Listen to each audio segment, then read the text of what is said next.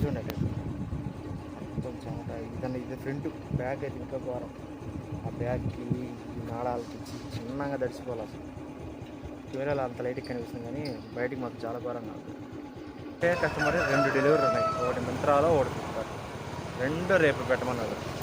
ఏంటో ఇదే డైరెక్ట్గా వెళ్ళకి వస్తే అదే బాధ. ఇప్పుడు ఆ షూ బాక్స్ 2 నా బ్యాగులు పెద్ద అడ్డం వేస్తుంది. కొత్తూరు లాస్ట్కి అయితే వచ్చేసా. రాయసుగ్రహం వెళ్తున్నా. నిన్న నేను డెలివరీ ఇచ్చాను కదా కుక్కలు ఇంట్లో. ఈరోజు మళ్ళీ అక్కడికే వెళ్తున్నా. ఈరోజు ఏమైనా వస్తే కుక్కలు చికెన్ తీసుకెళ్ళాలి. సో అంత దూరం రాజశుగ్రహ లోపలికి వస్తే ఇంటికి తాళం వేసింది. డైరెక్ట్గా వచ్చి పిలుస్తున్నా కానీ ఇంటికాడ చిన్న కొవ్వు పట్టలేదు కస్టమర్లకి. డైరెక్ట్గా వచ్చి నేను తలుపు తట్టున్నా కానీ రావట్లేదు. ఇప్పుడు ఒక ఇంటికి ఇంటికాడికి వెళ్ళాను. పిలిచి లోపల ఉన్నారు, నాకు కనిపిస్తున్నారు లోపల ఉండేది కూడా. ఇష్యూ అని పెద్దల మీద ఏలు పెట్టుకుంటున్నారు. ఏందో నేను దొంగనో లేకపోతే టెర్రరిస్ట్నో నాకు అర్థం కాల. డబ్బులు లేకపోతే అసలు ఆర్డర్ పెట్టకూడదు. ఎందుకు అసలు ఆర్డర్ పెట్టాలి? మళ్ళీ వచ్చినప్పుడు ఎందుకు భుజాలు తగ్గుకోవాలి?